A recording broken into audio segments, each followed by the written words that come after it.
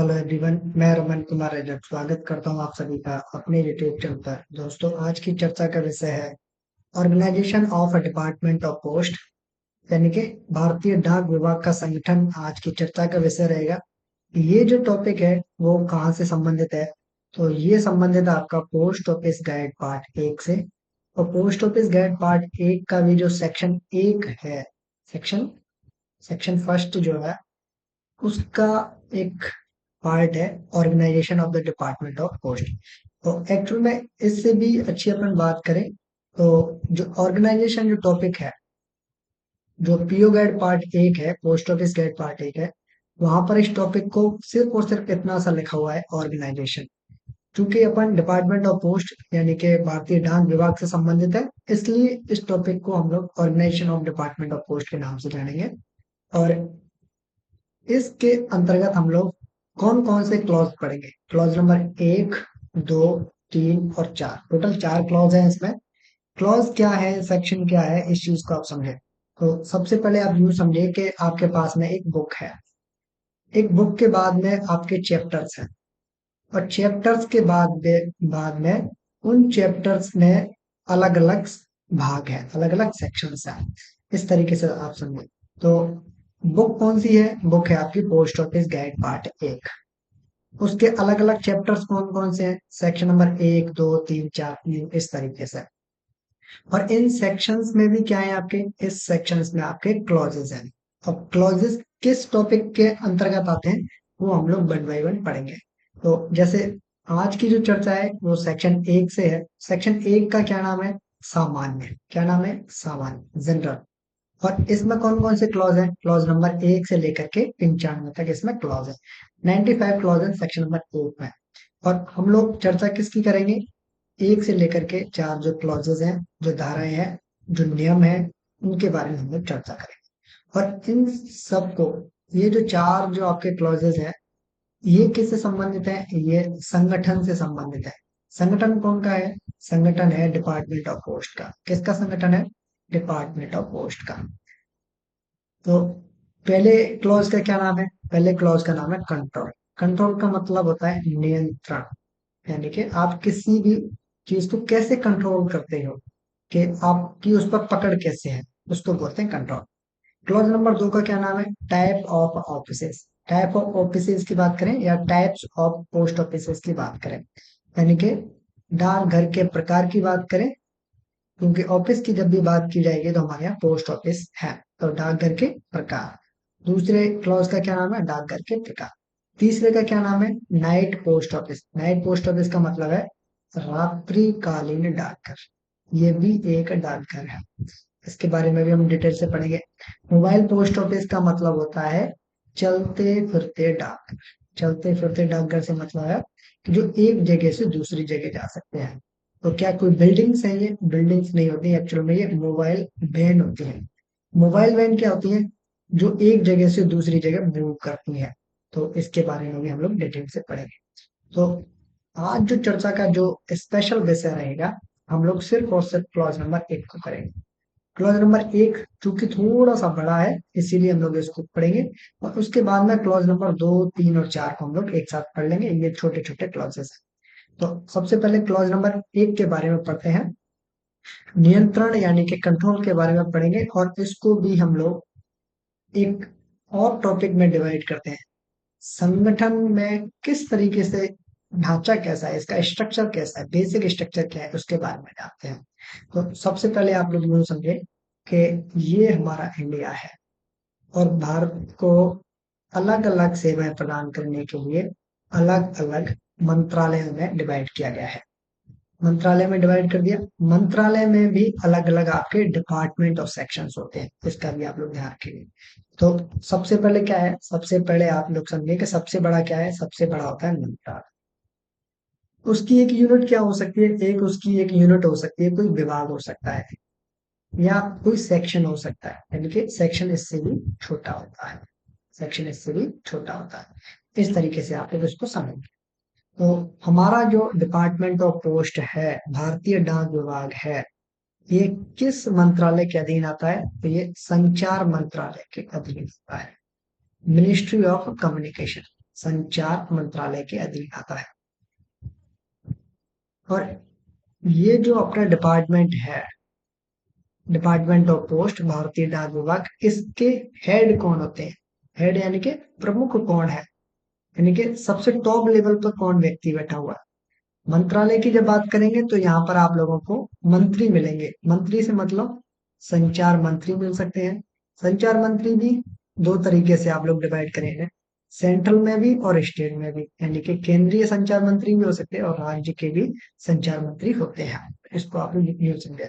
तो मंत्रालय के जो प्रमुख कौन है वो है संचार मंत्री, और डिपार्टमेंट ऑफ पोस्ट के जो हेड है वो कौन है? वो होते हैं secretary of the department of post, यानी कि सचिव डाक विभाग हमारे पोस्ट ऑफिस के हेड होते हैं। तो क्या इस संचार मंत्रालय के अधीन सिर्फ और सिर्फ पोस्ट ऑफिस आता है? नहीं, इसके अधीन और भी डिपार्टमेंट और सेक्शंस आते हैं। इनमें से एक अपना भी है डिपार्टमेंट ऑफ पोस्ट, भारतीय डाक विभाग। भारतीय डाक विभाग के प्रमुख कौन हो गए? तो प्रमुख हो गए आपके सचिव, यानी कि डाक विभाग के जो सचिव हैं वो इसके हेड हो गए। दूसरे प्रमुख किसे कहते हैं हम लोग? दूसरे प्रमुख होते हैं हमारे प्रशासनिक प्रमुख। प्रशासनिक प्रमुख से क्या मतलब है? शासनिक प्रमुख से मतलब है कि एक तरीके से समझें कि काम काज को संभालने का जो मुखिया है, एक तरीके से ऐसे समझे आप लोग, इस तरीके से समझे कि ये अपनी एक फैमिली है, और इस फैमिली में अपने हेड कौन है? मान के चलते अपने दादाजी हैं। अब दादाजी चूंकि बुजुर्ग हैं तो वो हेड तो वही रहेंगे, जब तक वो जीवित हैं जब तक वही रहेंगे। एक पिताजी भी हैं अपने, वो भी हेड है। वो हमारे लिए हेड है, क्यों हेड है? क्योंकि वो अपने परिवार को भी चलाते हैं।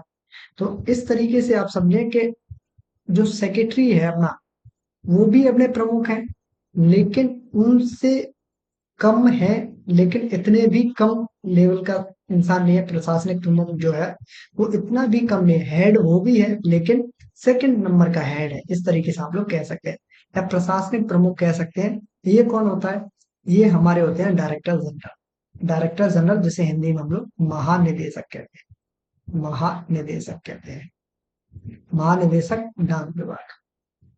ये हम लोग सेक्रेटरी लिख रहे हैं, कहीं कहीं कहीं कहीं महानिदेशक लिखते हैं। इनके पीछे डाक विभाग क्यों लिखते हैं? क्यों लिखते हैं? कभी कभी हम लोग लिखते हैं अधीक्षक, अधीक्षक के पीछे भी लिखते हैं हम लोग अधीक्षक डाकघर लिखते हैं। क्यों लिखते हैं? कई बार निरीक्षक लिखते हैं, निरीक्षक के पीछे डाकघर लिखते हैं। क्यों लिखते हैं? इसके पीछे क्या रीजन हो सकते हैं? इसके पीछे सिर्फ और सिर्फ एक ही रीजन है कि ये जो पोस्ट है वो अन्य किसी विभाग में भी हो सकती है। इसीलिए इनको कैटेगराइज किया गया है कि जो हम डीजी की बात कर रहे हैं, महानिदेशक की बात कर रहे हैं, वो ये पोस्ट किसी और डिपार्टमेंट में भी हो सकती है, लेकिन चूंकि हम लोग अपने डिपार्टमेंट से बात कर रहे हैं, इसीलिए डाक विभाग को हम लोग ब्रैकेट में मेंशन करते हैं। तो डाक विभाग के प्रमुख कौन है? डाक विभाग के प्रमुख है सचिव डाक विभाग। और प्रशासनिक प्रमुख कौन है? प्रशासनिक प्रमुख है हमारे डायरेक्टर जनरल। नेक्स्ट आप लोग एक बात का और ध्यान रखें, जो बात ध्यान रखने वाली है वो ये है कि पोस्टल सर्विस बोर्ड, ये हमारे डिपार्टमेंट की एक अपेक्स मैनेजमेंट बॉडी है, अपेक्स मैनेजमेंट बॉडी है। तो इसको आप लोगों को इसी तरीके से पढ़ना है, यानी कि जो हिंदी वाले हैं उनको भी आप लोगों को ऐसे ही पढ़ना है, अपेक्स मैनेजमेंट बोर्ड। इसको आप लोगों को हिंदी करने की जरूरत नहीं है। पोस्टल सर्विस बोर्ड क्या है? ये हमारे डिपार्टमेंट ऑफ पोस्ट का एक टैक्स मैनेजमेंट बॉडी है। अब ये पोस्टल सर्विस बोर्ड, बोर्ड का मतलब हो गया कि कहीं ना कहीं इसमें एक से ज्यादा भी व्यक्ति हो सकते हैं या एक भी हो सकता है। तो चूंकि अपना जो पोस्टल सर्विस बोर्ड है, पोस्टल सर्विस बोर्ड है, आ, डाक सेवा बोर्ड इसको हिंदी में आप लोग कह सकते हैं, इसको आप लोग हिंदी में डाक सेवा बोर्ड भी कह सकते हैं। शॉर्ट में अगर आप लोगों को कहीं पढ़ाते पढ़ाते अपन लोग पीएस भी लिखें तो कंफ्यूज ना हो, पोस्टल सर्विस बोर्ड ही है। कंट्रोल की जब हम लोग बात करेंगे, क्लॉज नंबर 1 की जब बात करेंगे। डाक सेवा बोर्ड, डाक सेवा बोर्ड में कितने लोग हैं? डाक सेवा बोर्ड में सबसे पहले है एक आपका चेयरमैन है, एक आपका चेयरमैन है। चूंकि अपन लोग अपडेट में भी बात करेंगे और पुराने की दोनों की बात करेंगे, तो पोस्टल सर्विस बोर्ड में पहले एक चेयरमैन और 6 सदस्य होते थे, लेकिन आज की बात करें आज से मतलब हम लोग बैठे हैं अक्टूबर 2024, और अक्टूबर 2024 में इसको क्या कर दिया गया है कि पोस्टल सर्विस बोर्ड में चेयरमैन तो आज भी एक ही है, लेकिन सदस्य 6 की बजाय 7 हो गए हैं। वो क्या मामला है, कैसे क्या है, उसको भी हम लोग बाद में डिस्कस करेंगे। तो ध्यान रखें आप लोग कि जो आपका पोस्टल सर्विस बोर्ड है, अब इसका जो चेयरमैन, जो हम लोग बात कर रहे हैं कि इसका हेड एक चेयरमैन है, तो ये कौन व्यक्ति है? क्या इसके लिए कोई अलग से व्यक्ति नियुक्त किया जाता है क्या? बिल्कुल भी नहीं। ये जो जिम्मेदारी है पोस्टल सर्विस बोर्ड का जो चेयरमैन है, ये वही व्यक्ति है जो हमारे डिपार्टमेंट ऑफ पोस्ट का प्रमुख है। ये हमारे डिपार्टमेंट ऑफ पोस्ट का जो प्रमुख है वही व्यक्ति है।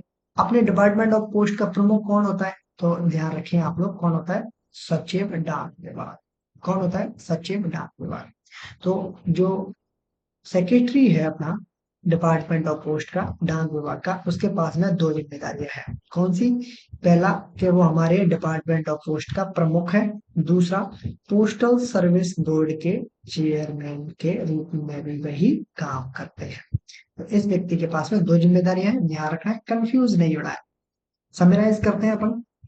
उससे पहले एक चीज और देख लें आप लोग कि जो हम लोग डीजी की जो बात कर रहे थे, महानिदेशक की जो बात कर रहे थे, इन पे और कौन कौन सी जिम्मेदारियां हैं। जैसे वो हमारे डिपार्टमेंट ऑफ पोस्ट के प्रशासनिक प्रमुख हैं, ये बात आप लोग समझ चुके हैं। इसके अलावा इसके अलावा भारतीय डाकघर अधिनियम 1898 और भारतीय डाकघर नियमावली 1933 और डाक जीवन बीमा के जो प्रशासक हैं, ये जिम्मेदारियां भी किसके पास में है? ये जिम्मेदारियां भी डीजी के पास में है। यानी कि डीजी के पास में, महानिदेशक के पास में जिम्मेदारियां टोटल कितनी है? 4 है। पहला, वो प्रशासनिक प्रमुख में है डिपार्टमेंट ऑफ पोस्ट के। दूसरा, वो भारतीय डाकघर अधिनियम 1898 के प्रशासक भी वही है। भारतीय डाकघर नियमावली 1933 के प्रशासक भी वही है। डाक जीवन बीमा के प्रशासक भी वही है। यानी कि एक व्यक्ति पर टोटल 4 जिम्मेदारियां। अभी अपन लोग इसको समराइज करते हैं। समराइज इस तरीके से करते हैं हम लोग, थोड़ा सा जल्दी जल्दी करते हैं। कि सबसे पहले मान के चलते हैं कि पूरे इंडिया को अलग अलग मंत्रालय में डिवाइड किया, और मंत्रालय में एक है संचार मंत्रालय। संचार मंत्रालय के पास में बहुत सारे डिपार्टमेंट और सेक्शंस हैं, उनमें से एक है अपना डाक विभाग। और डाक विभाग के भी प्रमुख हैं कौन? प्रशासनिक प्रमुख की बात बाद में करेंगे, पहले प्रमुख की बात करते हैं। तो प्रमुख है हमारे सचिव, secretary of the department of post, डाक विभाग के सचिव। इस व्यक्ति के पास में एक एडिशनल जिम्मेदारी और है, कौन सी? कि वो पोस्टल सर्विस बोर्ड, डाक सेवा बोर्ड के चेयरमैन के रूप में भी काम करेंगे। पोस्टल सर्विस बोर्ड में एक चेयरमैन होगा और 6 सदस्य होंगे। 6 अलग अलग सदस्य हैं। दूसरा, डिपार्टमेंट ऑफ पोस्ट के प्रमुख कौन है? सेक्रेटरी। प्रशासनिक प्रमुख की बात करते हैं अपन। प्रशासनिक प्रमुख कौन है? प्रशासनिक प्रमुख है हमारे डीजी, डायरेक्टर जनरल। और डायरेक्टर जनरल पर प्रशासनिक प्रमुख होने के साथ साथ में भारतीय डाकघर अधिनियम 1898, भारतीय डाकघर नियमावली 1933 और डाक जीवन बीमा के प्रशासक, पीएलआई के प्रशासक के रूप में भी यही व्यक्ति काम करते हैं। तो इसको अपन लोग इस तरीके से समराइज करें। नेक्स्ट आगे चलते हैं। दूसरा है, योजना एवं नीति निर्माण के आधार पे अपना डिपार्टमेंट कैसे काम करता है। अभी हम लोग बात कर रहे थे डाक सेवा बोर्ड के बारे में, पीएसबी, पोस्टल सर्विस बोर्ड, डाक सेवा बोर्ड। ये अपने डिपार्टमेंट का एक अपेक्स मैनेजमेंट बॉडी है, शीर्ष प्रबंधन निकाय है। इसमें एक चेयरमैन होगा और 6 सदस्य होंगे। ये डेटा पुराना है। अभी आपको डेटा दोनों तरीके से याद रखना पड़ेगा। अगर आपके डिपार्टमेंट आपका जो डिपार्टमेंट का जो एग्जाम है, उसमें अगर आपको 6 ऑप्शन दिखे कि सदस्य 6 हैं, तो 6 ही लिखना है। 7 का ऑप्शन अगर दिख जाता है कि एक चेयरमैन और 7 सदस्य है, तो आपको इसको टिक करना है, क्योंकि अपन इसको क्लेम कर सकते हैं। 6 वाले को क्लेम नहीं कर सकते, ये डेटा पुराना हो गया है। तो 6 जो बोर्ड के जो सदस्य हैं, उनके पास में 6 अलग अलग पोर्टफोलियो है। पोर्टफोलियो से मतलब कि ये मान के चलते हैं कि पोस्टल सर्विस बोर्ड है, और इसमें मान के चलते हैं कि आपके पास में 6 अलग अलग चैम्बर हैं, 6 अलग अलग चैम्बर है या 6 अलग अलग इनके सेक्शंस हैं, भाग हैं। और इन 6 जो जिम्मेदारियां, इसकी जो 6 जिम्मेदारियां हैं या 6 जो पार्ट्स हैं, उनमें से पहला है कार्मिक, दूसरा है संचालन, प्रौद्योगिकी, डाक जीवन बीमा, बैंकिंग और डीबीटी, योजना एंड एचआरटी के अलावा सातवां जो है वो कौन सा है, कोऑर्डिनेशन का है। अभी आगे हम लोग पढ़ेंगे। और इस जो पोस्टल सर्विस जो बोर्ड है, पीएसबी जो है, इसमें एक चेयरमैन हो गया, 6 सदस्य हो गए। सातवें सदस्य के बारे में भी थोड़ी देर से चर्चा करें। 6 सदस्यों के पास कौन कौन से पोर्टफोलियो, कार्मिक, संचालन, प्रौद्योगिकी, डाक जीवन बीमा, बैंकिंग एंड डीबीटी, योजना एंड एचआरटी। और इसके अलावा जो एडिशनल जो सेक्रेटरी है, अतिरिक्त जो सचिव है और जो फाइनेंशियल एडवाइजर है, वित्तीय सलाहकार है, इस बोर्ड के, कौन से बोर्ड के, पोस्टल सर्विस बोर्ड के स्थायी आमंत्रित सदस्य हैं। स्थायी आमंत्रित सदस्य का क्या मीनिंग होता है? स्थायी आमंत्रित सदस्य का मतलब यूं है कि मान के चले कि पोस्टल सर्विस बोर्ड की मीटिंग होनी है और इसमें लोग बुलाए जाने हैं, तो इनमें से एक चेयरमैन प्लस 6 सदस्य तो कंपलसरी रूप से इनको आना ही आना है। इसके अलावा एडिशनल सेक्रेटरी, अतिरिक्त सदस्य, अतिरिक्त सचिव के अलावा फाइनेंशियल एडवाइजर, वित्तीय सलाहकार, यानी कि इन दोनों लोगों को भी आना है। ये परमानेंट इनवाइटी है, इनको अलग से ऑर्डर देने की जरूरत नहीं कि आपको मीटिंग अटेंड करनी, आपको आना ही होगा। तो दो स्थायी आमंत्रित सदस्य भी हैं। और साथ के साथ में एक बात का ध्यान रखेंगे कि जो बोर्ड है, पोस्टल सर्विस बोर्ड है, इसका भी अलग से एक सेक्रेटरी होगा। ये कौन होगा? ये मान के चलते हैं कि ये जो आपके जो सीनियर मोस्ट जो एम्प्लॉय है, सीनियर मोस्ट जो ऑफिसर है, वो इसका सेक्रेटरी होगा। कि बोर्ड के सचिव के रूप में निदेशालय के एक वरिष्ठ कर्मचारी अधिकारी द्वारा बोर्ड की सहायता की जाती है। तो इस तरीके से समझे कि जैसे डिपार्टमेंट ऑफ पोस्ट का एक सेक्रेटरी है, सचिव है, ऐसे ही पोस्टल सर्विस बोर्ड का भी एक सेक्रेटरी होगा। लेकिन इन दोनों की जो पावर्स है, यानी कि डिपार्टमेंट ऑफ पोस्ट का जो सेक्रेटरी है, पोस्टल सर्विस बोर्ड का जो सेक्रेटरी है, इनकी पावर्स में जमीन आसमान का अंतर है। इस बात का भी ध्यान रखें।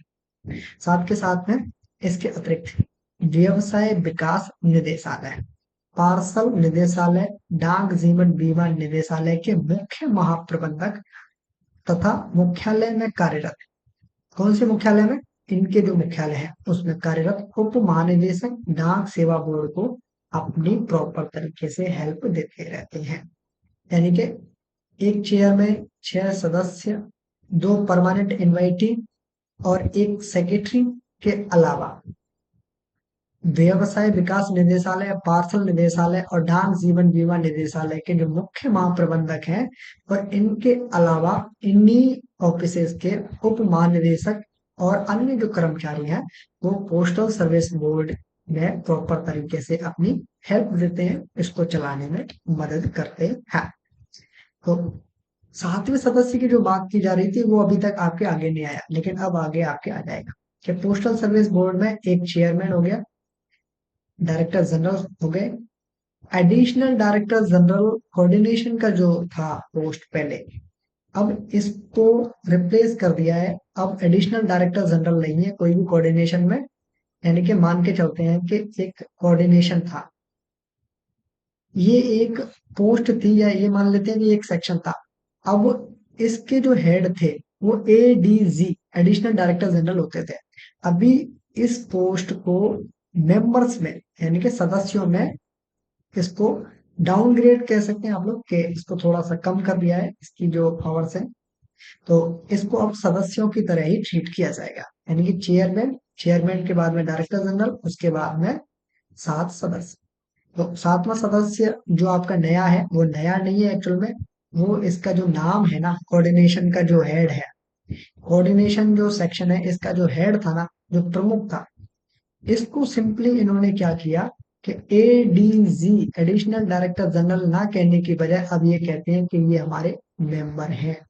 सिर्फ और सिर्फ नामकरण बदला है, बाकी सारी चीजें वही रहेंगी, इस बात का भी ध्यान रखेंगे। नेक्स्ट, शासन प्रणाली के संबंध में कैसे अपन लोग कंट्रोल को पढ़ेंगे। शासन प्रणाली कैसे है? तो शासन प्रणाली से मतलब आप यूं समझे कि ये अपना पूरा इंडिया है। पूरे इंडिया को हम लोगों को डाक सेवाएं देनी है। डाक सेवाएं देने के लिए इसको अलग अलग सर्कल्स में बांटा गया है। अलग अलग सर्कल्स में बांटा गया है, परिमंडलों में बांटा गया है। टोटल नंबर कितने हैं परिमंडल पूरे इंडिया में? तो टोटल 23 परिमंडल है। टोटल 23 परिमंडल है। और ये परिमंडल लगभग कैसे हैं? तो आप लोग, आपका जो स्टेट है, जैसे राजस्थान, मध्य प्रदेश, उत्तर प्रदेश, महाराष्ट्र, बिहार और गुजरात, न्यू दिल्ली और बहुत सारे हैं। जैसे अभी थोड़ा सा जो परिमंडल है इनको अपन लोग काउंट नहीं कर पाएंगे। तो अभी ऐसे बात करते हैं अपन कि ये जो स्टेट्स हैं लगभग यही सर्कल है। फिर से समझे कि एक राज्य की जो सीमाएं हैं लगभग वही सीमा एक सर्कल की है। तो आप इस तरीके से कह सकते हैं कि जो सर्कल्स हैं, जो परिमंडल हैं, वो लगभग उतने एरिया में फैला हुआ है जितने एरिया में कोई स्टेट है। तो क्या ये बात सब पे लागू होती है? नहीं, इसके भी अपवाद हैं। क्या अपवाद है? कि कुछ सर्कल ऐसे भी हैं जो एक स्टेट के अलावा इन पर एडिशनल कोई एक और स्टेट की जिम्मेदारी हो सकती है, या किसी यूनियन टेरिटरी की जिम्मेदारी हो सकती है, या किसी क्षेत्र विशेष की जिम्मेदारी भी हो सकती है। कहने का मतलब है कि एक सर्कल पर एक स्टेट के अलावा उसमें कोई यूनियन टेरिटरी भी हो सकती है, कोई एक स्टेट भी ऐड कर सकते हैं, कोई क्षेत्र विशेष भी ऐड कर सकते हैं। इस बात को आप कैसे समझोगे? इस बात को आप लोग ऐसे समझे कि गुजरात आपका एक राज्य है। लेकिन जब हम लोग बात करेंगे ना गुजरात सर्कल की, तो इसमें इसका जो गुजरात सर्कल का जो जुरिडिक्शन है, यानी कि जो अधिकार क्षेत्र है, वो गुजरात जो स्टेट है इसके अलावा, गुजरात के अलावा दमन और दीव, दमन और दीव, दमन और दीव, दादरा और नागर हवेली, दादरा एंड नागर हवेली, दादरा एंड नगर हवेली, ये जो क्षेत्र है, यानी कि गुजरात सर्कल में गुजरात राज्य के अलावा दमन और दीव, दादर और नागर हवेली का जो एरिया है, ये जो एरिया है उसको भी ये सर्कल कवर करता है। नेक्स्ट, एक और अपवाद, केरल सर्कल। केरल सर्कल में केरल राज्य के अलावा, केरल सर्कल में केरल राज्य के अलावा लक्षद्वीप जो यूनियन टेरिटरीज है ना, उसका भी क्षेत्र शामिल है। तो ये सारी चीजें क्या है जो अभी हम लोग बात कर रहे हैं कि गुजरात में गुजरात के अलावा दमन और दीव, दादरा और नागर हवेली, केरल में केरल के अलावा लक्षद्वीप का भी क्षेत्र शामिल है। ये क्या है? इसको आप लोग दोबारा से समझिए और सही ढंग से समझिए। यूं मान के चले कि आपका कोई एक स्टेट है, आपका ये कोई एक स्टेट है। अगर ये स्टेट इतना बड़ा है कि आप लोग इसको एक ही सर्कल बना पा रहे हैं तो ठीक है। लेकिन आपका स्टेट छोटा है, इस पर और भी जिम्मेदारियां दी जा सकती हैं, तो इन सबको मिला करके एक सर्कल बना दिया, या छोटे छोटे जो स्टेट्स हैं या जो जगह हैं उनको सबको मिला करके एक सर्कल बना दिया। इस तरीके से सर्कल्स को बनाया गया, परिमंडलों को बनाया गया। तभी जो जो नंबर ऑफ सर्कल्स हैं वो नंबर ऑफ स्टेट के बराबर नहीं है, इस बात का वो ध्यान रखिए। 23 परिमंडल है टोटल पूरे इंडिया में। तो इसीलिए गुजरात सर्कल में गुजरात राज्य के अलावा दमन और दीव, दादर और नागर हवेली का क्षेत्र शामिल है। केरल सर्कल में केरल केरल राज्य के अलावा लक्षद्वीप का क्षेत्र शामिल है। सेम महाराष्ट्र सर्कल में महाराष्ट्र राज्य के अलावा गोवा राज्य का भी क्षेत्र शामिल है। यहाँ पर अब दो स्टेट हो गए, महाराष्ट्र सर्कल में महाराष्ट्र राज्य भी है और गोवा राज्य भी है। इस बात का आप लोग ध्यान रखें। अब नॉर्थ ईस्ट सर्कल की बात करो। नॉर्थ ईस्ट सर्कल में तो बहुत शानदार चीज है, बहुत शानदार चीज ये है कि वहां पर 6 उत्तर पूर्वी राज्य शामिल है। कौन कौन से? अरुणाचल प्रदेश, मणिपुर, मेघालय, मिजोरम, नागालैंड और त्रिपुरा। इन सबको मिला करके एक स्टेट बनता है और उस एक सर्कल बनता है। और उस सर्कल को क्या कहते हैं? उस परिमंडल को कहते हैं नॉर्थ ईस्ट परिमंडल। तो इस तरीके से कुछ जो सर्कल्स हैं वो काम करते हैं। पंजाब सर्कल में पंजाब राज्य के अलावा चंडीगढ़ का भी क्षेत्र शामिल है। तमिलनाडु सर्कल में तमिलनाडु राज्य के अलावा पांडिचेरी का क्षेत्र शामिल है। पश्चिम बंगाल सर्कल में पश्चिम बंगाल राज्य के अलावा सिक्किम स्टेट है। और अंडमान और निकोबार द्वीप समूह यूनियन टेरिटरीज है, उस पर भी इनका अधिकार क्षेत्र है। तो इस तरीके से आप लोग समझे। नेक्स्ट आप लोगों को और क्या समझना है? तो आप लोगों ने ये समझ लिया कि पूरे इंडिया को डाक सेवाएं प्रदान करने के लिए टोटल 23 सर्कल्स में हम लोगों ने बांटा था। कुछ सर्कल ऐसे भी थे जो अपने एक स्टेट के अलावा अन्य किसी स्टेट, यूनियन टेरिटरी या किसी क्षेत्र विशेष पर भी अपना अधिकार रखते हैं। और इसके अलावा आप लोगों को क्या ध्यान रखना है कि अभी हम लोग सर्कल्स की ओवरऑल बात कर रहे हैं। अभी हम लोग देखते हैं कि एक सर्कल को किन किन क्षेत्रों में डिवाइड किया जा सकता है।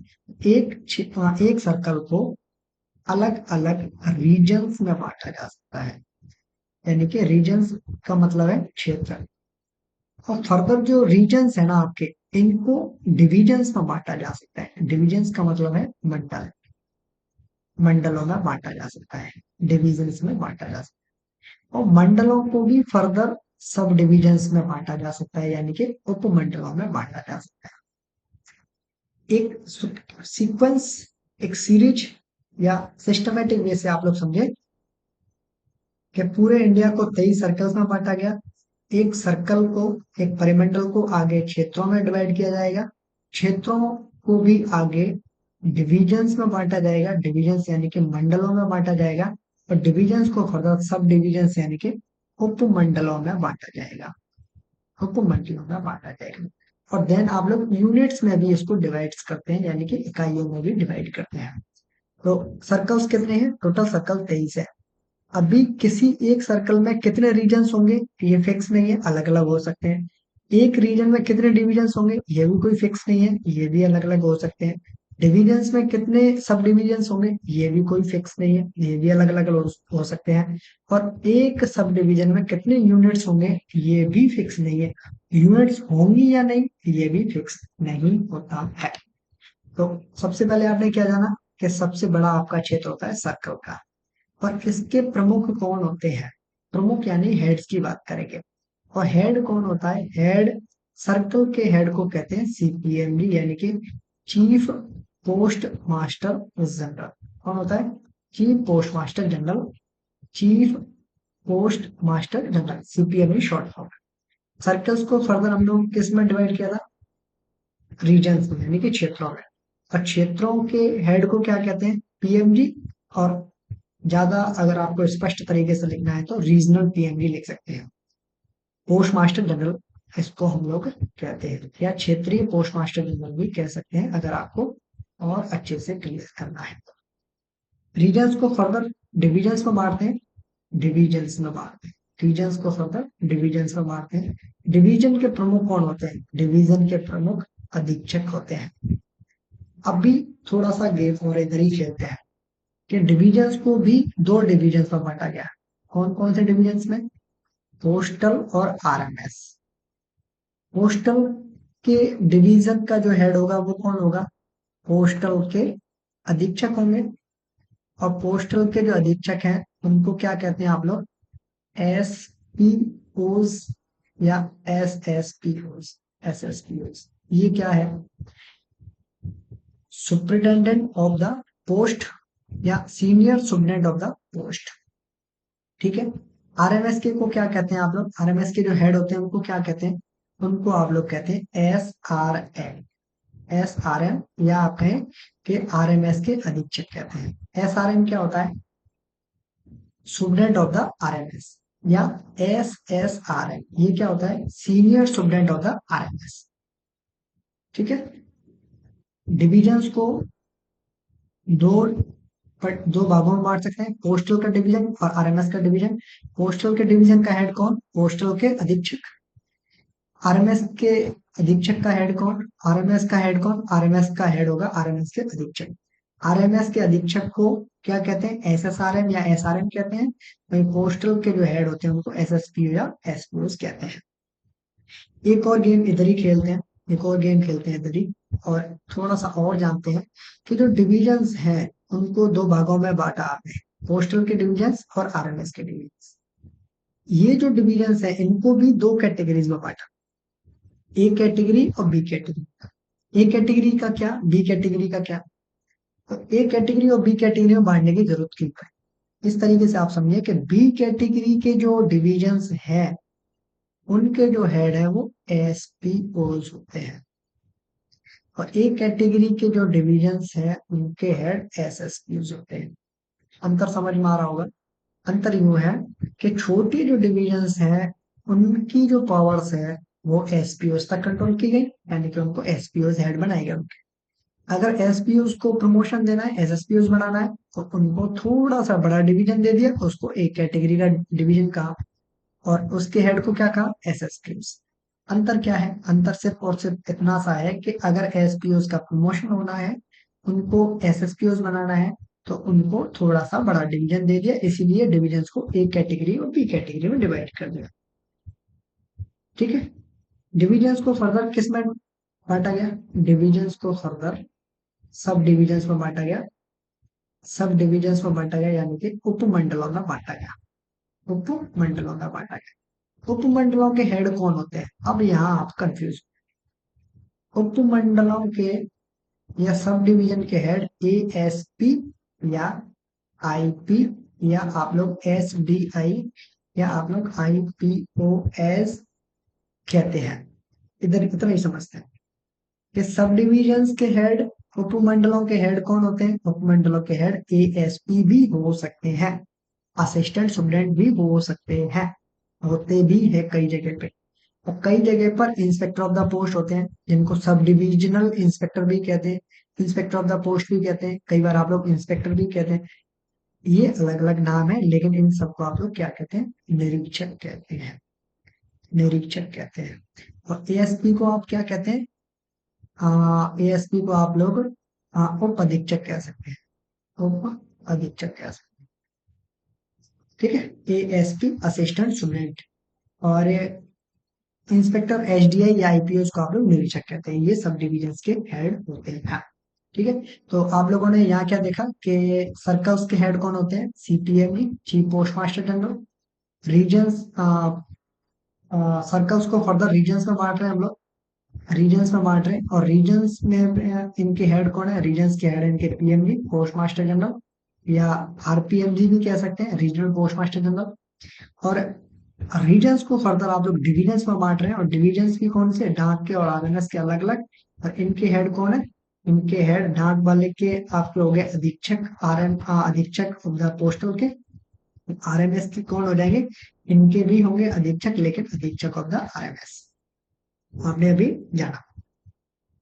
प्रत्येक क्षेत्र का नेतृत्व कौन करता है, पोस्ट मास्टर जनरल यानी कि पीएमजी। मंडल के प्रमुख कौन होंगे, अधीक्षक यानी कि सुपरिटेंडेंट होते हैं। नेक्स्ट आप लोगों को क्या ध्यान रखना है, यहाँ से थोड़ी सी चीज आपको पकड़नी है, और उस चीज को आप लोग सही ढंग से पकड़ना, कि जो सर्कल्स है और जो रीजन्स है, इनमें circle stamp depot CSD, postal store depot PSD, mail motor service MMS आदि यूनिट्स हैं।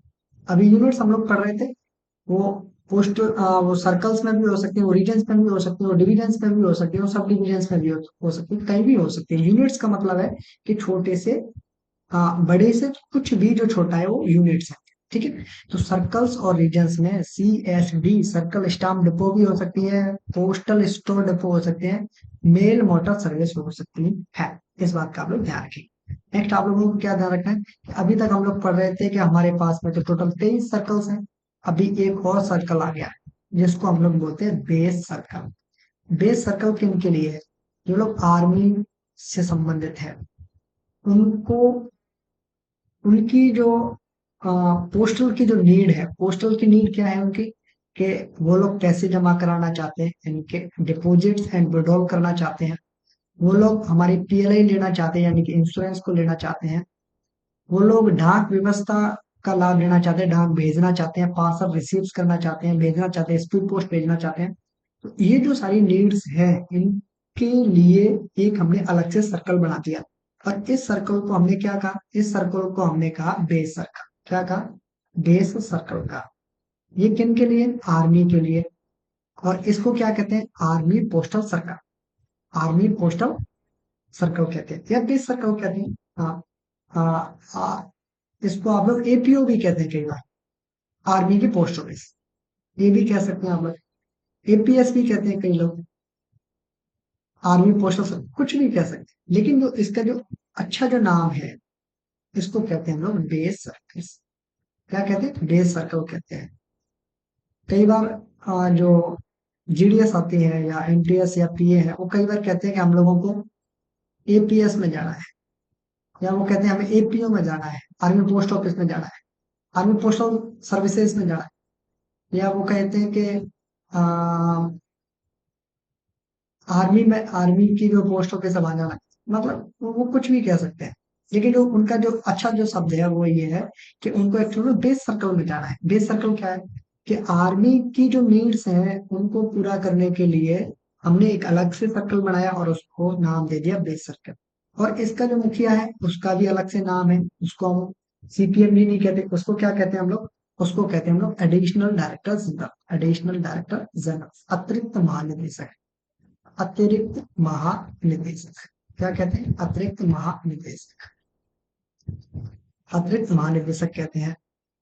ये क्या है, ये बेस सर्कल के हेड होते हैं। ये बेस सर्कल के क्या होते हैं, बेस सर्कल के हेड होते हैं। नेक्स्ट अपने को प्रचालन यूनिट, प्रचालन यूनिट क्या होती है, प्रचालन यूनिट कहते हैं कि जो भी काम है वो धरातल पर कैसे होगा, बेसिकली वो ग्राउंड फ्लोर पे काम कैसे होगा, उसको कहते हैं प्रचालन यूनिट।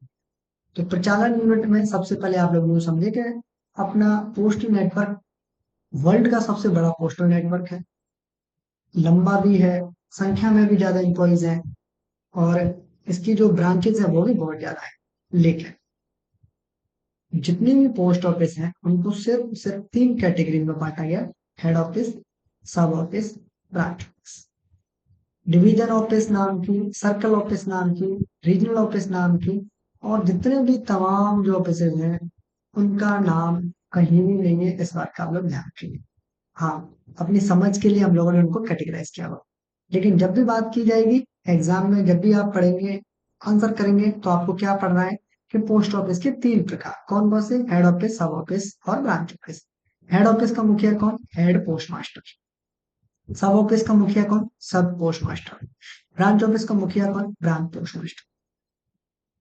हिंदी में लिखें आप लोग कि हेड पोस्ट मास्टर को आप क्या कहेंगे, प्रधान डाकपाल कहेंगे। क्या कहेंगे, प्रधान डाकपाल कहेंगे। और एसपीएम यानी कि सब पोस्ट मास्टर को क्या कहेंगे, उप डाकपाल। क्या कहेंगे, उप डाकपाल। ब्रांच पोस्ट मास्टर को क्या कहेंगे आप लोग, शाखा डाकपाल। क्या कहेंगे, शाखा डाकपाल। तो इस तरीके से आप लोगों को एग्जाम के पॉइंट ऑफ व्यू से याद रखना है, ठीक है। मोस्टली टाइम आप लोगों को ध्यान रखना है कि जो ब्रांच ऑफिसेस हैं वो ग्रामीण एरिया में होती है, लेकिन सिर्फ और सिर्फ यही ध्यान नहीं रखना है, ब्रांच ऑफिस शहरी एरिया में भी हो सकते हैं। दूसरा आप लोगों को क्या ध्यान रखना है, दूसरा आप लोगों को यह ध्यान रखना है कि जो सब ऑफिस है वो ज्यादातर टाइम पे शहरी या कस्बे में होती हैं। कस्बे से मतलब शहर से छोटा एरिया और गांव से थोड़ा सा बड़ा एरिया।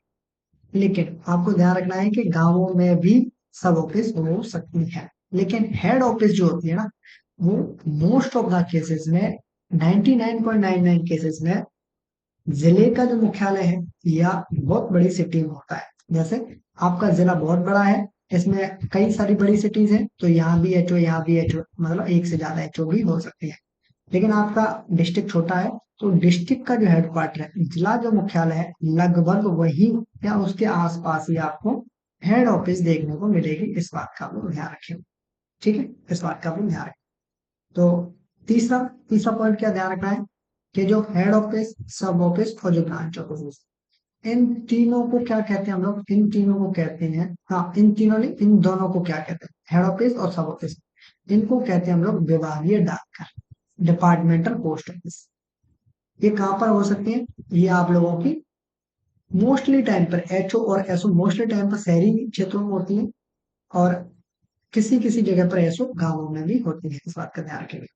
हेड ऑफिस का आपको पता चल गया, हेड ऑफिस मोस्टली टाइम पे हेडक्वार्टर पे ही होती है, जिला के जो मुख्यालय वहां पर भी होती है, और जिला आपका ज्यादा बड़ा है तो महत्वपूर्ण सिटीज में भी हो सकते हैं। ब्रांच ऑफिस, अतिरिक्त विभागीय डाक, अतिरिक्त विभागीय डाकघर, अतिरिक्त विभागीय डाकघर। ब्रांच ऑफिस को क्या कहते हैं? अतिरिक्त विभागीय डाकघर। एक्स्ट्रा डिपार्टमेंटल पोस्ट ऑफिस कह सकते हैं, और एम्प्लॉइज को एक्स्ट्रा डिपार्टमेंटल एम्प्लॉइज कहते हैं। जैसे जीडीएस को हम लोग क्या कहते हैं? जीडीएस को कहते हैं हम लोग एक्स्ट्रा डिपार्टमेंटल एम्प्लॉय। और एमटीएस से लेकर के जितने भी पोस्ट ऑफ पोस्ट ऑफिस उनको क्या कहते हैं? Departmental employ. इस बात का भी आप लोग थोड़ा सा ध्यान रखिए। और लास्ट बट नॉट लीस्ट, आपके जो 23 सर्कल्स हैं उनके मुख्यालय से प्रश्न पूछा जाता है, इसलिए आप लोग ध्यान रखेंगे। मैं वन बाई वन आपको नाम लेता जाऊंगा, आप लोगों को याद रखना है प्रश्न पूछे गए हैं। आंध्र प्रदेश परिमंडल का मुख्यालय विजयवाड़ा में स्थित है। असम परिमंडल का मुख्यालय गुवाहाटी में स्थित है। बिहार परिमंडल का मुख्यालय पटना में स्थित है। छत्तीसगढ़ परिमंडल का मुख्यालय रायपुर में स्थित है। दिल्ली परिमंडल का मुख्यालय नई दिल्ली में स्थित है। गुजरात परिमंडल का मुख्यालय अहमदाबाद में स्थित है। हरियाणा परिमंडल का मुख्यालय अंबाला में स्थित है। हिमाचल प्रदेश परिमंडल का मुख्यालय शिमला में स्थित है। जम्मू कश्मीर परिमंडल का मुख्यालय श्रीनगर में स्थित है। झारखंड परिमंडल का मुख्यालय रांची में स्थित है। कर्नाटक परिमंडल का मुख्यालय बेंगलोर में स्थित है। केरल परिमंडल का मुख्यालय तिरुवनंतपुरम में स्थित है। मध्य प्रदेश परिमंडल का मुख्यालय भोपाल में स्थित है। महाराष्ट्र परिमंडल का मुख्यालय मुंबई में स्थित है। उत्तर पूर्व नॉर्थ ईस्ट परिमंडल का मुख्यालय शिलोंग में स्थित है। उड़ीसा परिमंडल का मुख्यालय भुवनेश्वर में स्थित है। पंजाब परिमंडल का मुख्यालय चंडीगढ़ में स्थित है। राजस्थान परिमंडल मुख्यालय जयपुर में स्थित है। तमिलनाडु परिमंडल का मुख्यालय चेन्नई में स्थित है। उत्तर प्रदेश परिमंडल का मुख्यालय लखनऊ में स्थित है। उत्तरांचल परिमंडल का मुख्यालय देहरादून में स्थित है। पश्चिम बंगाल परिमंडल का मुख्यालय कोलकाता में स्थित है। तेलंगाना परिमंडल का मुख्यालय हैदराबाद में स्थित है। अभी हम लोगों ने क्या जाना?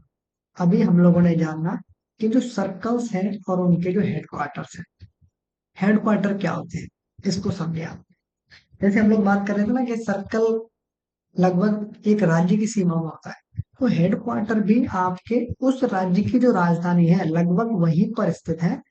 अगर इस राजधानी के अलावा कोई शहर और भी इम्पोर्टेंट है उस राज्य में तो वहां हो सकता है, ज्यादातर केसेस में उस राज्य की जो राजधानी है तो वहां पर ही आपके मुख्यालय स्थित है। इस बात का आप लोग ध्यान रखिए। तो आज की जो क्लास है उसमें हम लोगों ने क्लॉज नंबर 1 को जाना, यानी कि क्लॉज नंबर 1 में इतना सारा है, तो ये सबसे लेंदी मेरे हिसाब से आपका क्लॉज है। इसमें आप लोगों को बहुत सारी चीजों का ध्यान रखना है। पूरी जो स्लाइड है वो इम्पोर्टेंट है, यहाँ से कुछ भी स्किप नहीं करना है। सारा प्रश्न यहीं से बनते हैं सारे प्रश्न, और यहीं से ही आपके आंसर बनेंगे। तो आप लोगों को रिपीटेड मोड में बार बार आप लोगों को क्लास को देखना है, नोट्स बनानी है और याद करने की कोशिश करनी है। कोई डाउट्स है आप आइए हमारे एग्जाम व्हाट्सएप वाले ग्रुप में, प्राइवेट जो ग्रुप है वहां क्वेरी डालिए, वहां आप लोग फिर से डिस्कस करेंगे। फिलहाल के लिए इस वीडियो को करता हूं मैं एंड। ये है अंत इस वीडियो का। धन्यवाद।